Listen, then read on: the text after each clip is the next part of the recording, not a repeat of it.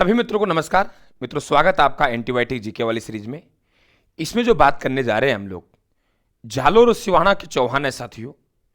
वहां से एक प्रश्न आपके बनता है, आपने देखोगा आपके सिलेबस में जालोर सिवाना का दिल्ली सल्तनत से संबंध आता है। तो वहां पहले हम लोग पढ़ेंगे सिवाना का अटैक और फिर पढ़ेंगे जालोर का साका।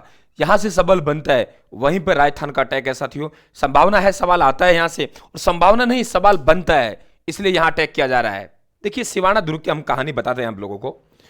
मित्रों, ये जो सिवाना का किला है ना, जिस प्रकार से मेवाड़ की संकटकालीन राजधानी चावंड है, ठीक उसी प्रकार से मारवाड़ की संकटकालीन राजधानी सिवाना है। राइट। नंबर एक कि मारवाड़ की संकटकालीन राजधानी, क्या कहा मैंने?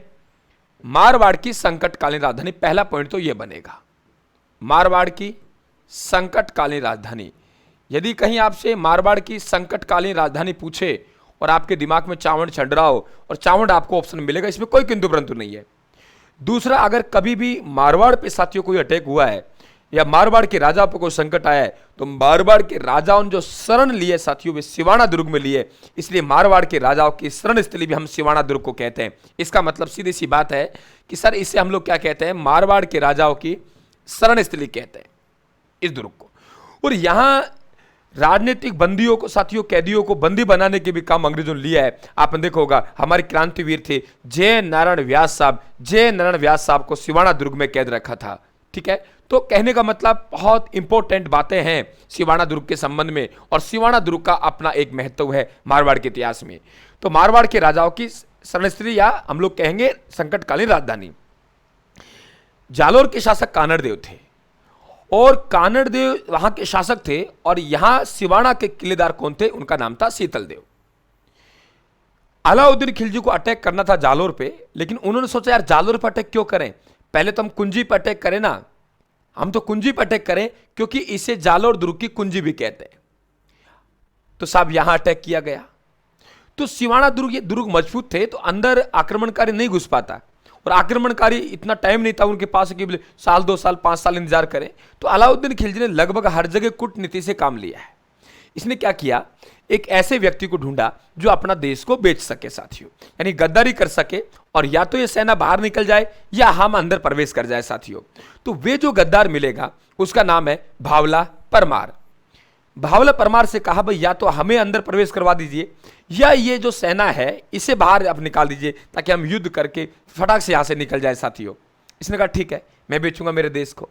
आप ऐसे कीजिए, ये जो सिवाना दुर्ग है ना, सिवाना दुर्ग में एक ही जलाशय है, और इससे राजपूत पानी पीते हैं। और राजपूत यानी साथियों स्वाभिमानी है, हिंदू धर्म है, और हिंदू गाय को अपना क्या मानते हैं? मां समान मानते हैं। तो बोला ऐसा है कि अगर इस तालाब में हम गौरक्त मिला देंगे, गाय का रक्त मिला देंगे, गाय की हड्डियों को चूर्ण मिला देंगे, तो साथियों को जैसे ही पता लगेगा तो वे इस पानी को नहीं पिएंगे। वीर गति को प्राप्त होना उचित समझेंगे साथियों, लेकिन कायरता के साथ वहां अपने धर्म का अपमानित होते नहीं दे सकते। यही बात हुई। भायला नामक सरदार ने मेरे मित्रों क्या किया? उसमें जलाशय में पानी में गोरक्त मिला दिया, और यही हुआ। राजपूत योद्धा साथियों वह पानी को पीने से इंकार कर दिया और बाहर आए। अंदर प्यासा साथियों, हम जीवन लीला खत्म करेंगे, तो हम बहादुरी के साथ साथियों बाहर शत्रु को भगाएं, शत्रु से लड़ाई लड़े, परिणाम जो भी आए साथियों, बाहर आए। बाहर आके युद्ध हुआ।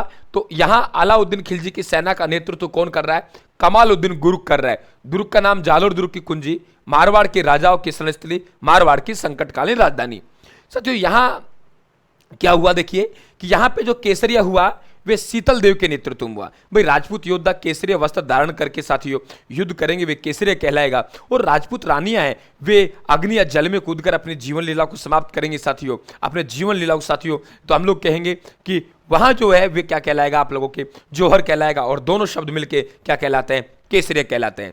तो यहाँ पे साका कहलाता है। यहाँ पे मित्रों जो केसरिया हुआ वे किसके नेतृत्व में हुआ? शीतल देव के नेतृत्व में हुआ। और जौहर हुआ वे मेणा देव के नेतृत्व में। इसे इतिहास में हम क्या कहते हैं? सिवाना का साका कहते हैं। सिवाना का साका वास्तविकता में 1308 में हुआ मित्रों, लेकिन फिर भी आपसे पूछे तो ध्यान रखना, इतिहासकार फरिश्ता के अनुसार देखो सवाल बनेंगे। चैनल को सब्सक्राइब कर लेना, घंटे की निशान दबा देना। ये पीडीएफ मेरे टेलीग्राम पे डाले हुए हैं, टेलीग्राम से ले लेना। राजवंशी इतिहास में जालोर के वहां से उठाइए मैंने इसको। आप प्रिंटेड भी मंगवा सकते हो, 94 628 40 200 मैसेज कर देंगे आप लोग, तो प्रिंटेड नोट्स भी अपने घर मंगवा सकते हो। ठीक है, तो इतिहासकार फरिश्ता के अनुसार पूछे तो ये साका कब हुआ? 1310 में हुआ, ध्यान रखें आप लोग। इतिहासकार फरिश्ता के अनुसार कब हुआ? 1310 में। अलाउद्दीन खिलजी का सिवाना पर अधिकार होता है मित्रों, और सिवाना का नाम बदल के क्या कर देते हैं? खैराबाद रखते हैं। और किलेदार किसको नियुक्त किया? आप कहेंगे कमालुद्दीन गुरुक को किलेदार नियुक्त किया। किसको? कमालुद्दीन गुरुक को किलेदार नियुक्त किया। सिवाना विजय के बाद सिवाना का किलेदार किसे नियुक्त किया? आप कहेंगे गुरुजी कमालुद्दीन गुरुक को नियुक्त किया। और शत्रु सेना से कौन कौन मारे गए साथियों? नार खा, कंदारा खा और ये भोज मारे गए। तो ये सिवाना का साका था, सिवाना पर अधिकार कर लिया। मारवाड़ की संकटकालीन राजधानी पर अलाउद्दीन खिलजी का अधिकार हो गया। और फिर साथियों जालोर पर अटैक करेंगे। अगले एंटीबायोटिक में जालोर दुर्ग का ही शाखा पढ़ाऊंगा। तो किला किसको दिया? कमालुद्दीन गुरुक को दिया। चैनल को सब्सक्राइब कर लेना, घंटी निशान दबा देना साथियों। टॉप स्कोर राजस्थान जी के प्राप्त करना है तो राजस्थान को जरूर ज्वाइन कर लेना। धन्यवाद। राम राम साहब।